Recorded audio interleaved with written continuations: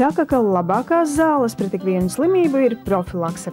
Sabalansēts uzturs un daudz kustību. Priecīgs notikums visiem velocienītājiem. Ar krāšņiem tērpiem, avangardiskām veloķiverēm un īsti sportisku riteņu izbraucienu 5. jūlijā tika atklāts jaunais Garkalnes novada veloceliņš. Veloceliņš ir 7,9 km garš.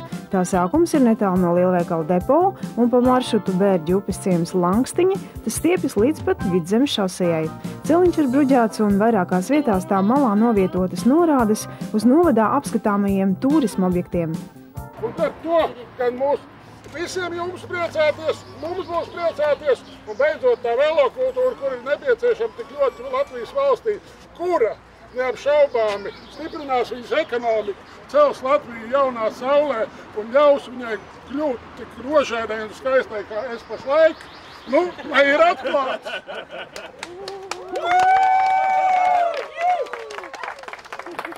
Veloceliņu būvniecību pasūtīja Garkalnes novada dome, realizējot Eiropas reģionālās attīstības fonda projektu. Celiņu projektēšana uzsākta jau 2008. gadā, taču līgumu par būvdarbu veikšanu novada doma noslēgusi 2009. gadā. Tā sākotnējā doma bija par turisma attīstību Garkalnes novadā. Mums nebija neviena veloceliņa, tādēļ dzima šī ideja, deputāti atbalstīja un sākām ar ERF līdzfinansējumu, noslēdzot ar LIA līgumu, sākām izbūvi. Tagad, kad jau ir veloceliņš izbūvēts, tagad var secināt, ka tas nav tikai turismam, ka tas ir visādām sporta aktivitātēm un arī iedzīvotājiem, kuriem pat varbūt sports neinteresē, bet kuri pa vakariem grib vienkārši pastaigāties.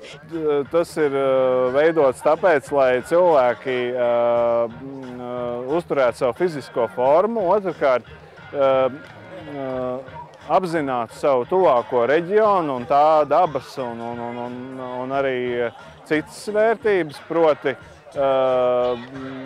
braukt peldēties, piknikos un tam līdzīgi, lai veicinātu muskuļu spēku, nevis izmantotu naftas spēku. Veloceliņš apvieno 8 turisma apskats vietas. Tā maršrutā ir 3 autostāvvietas un 2 labiekārtotas atpūtas vietas. Mēs jau arī daudzreiz nemākam novērtēt tas, kas mums ir. Es biju iebraucis tajā veikalā, kas riteņus tirgo, un tas īpašnieks saka, ka tik labs veloceliņš kā šitas vispār Latvijā otrs nav. Un es te katru dienu braucot vairāk un vairāk man viņš sāk patikt.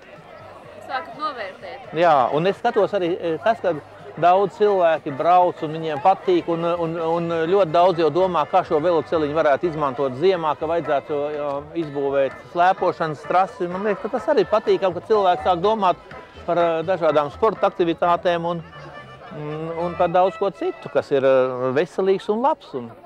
Garkalnes novada domē radās iespēja celiņu aprīkot ar apgaismojumu, un iedzīvotāji jau novērtējuši jaunās LED lampas tumšajā laikā. Pie auto sēžot, tu to vasaru un vēju nevar izbaudīt, tad tu pārāk ātri traucies visai dzīvei garām.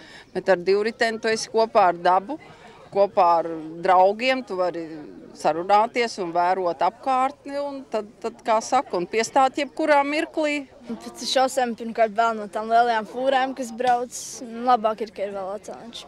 Tas ir absolūti normāli, ja, teiksim, pašvaldība par šo cilvēku naudu, nodokļu maksātāju naudu, viņiem dara, teiksim, to, kas viņiem vairāk vai mazāk vajadzīgs. Ja.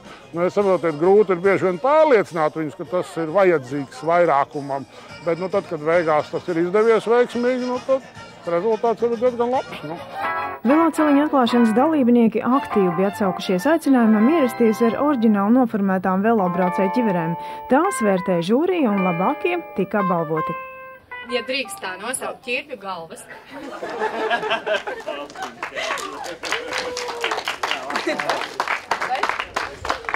Man personīgi ir ļoti liels gandarījums, jo Latvijā īstenībā ar vien vairāk un vairāk notiek labas lietas un es aicinu cilvēkus tam pievērst uzmanību.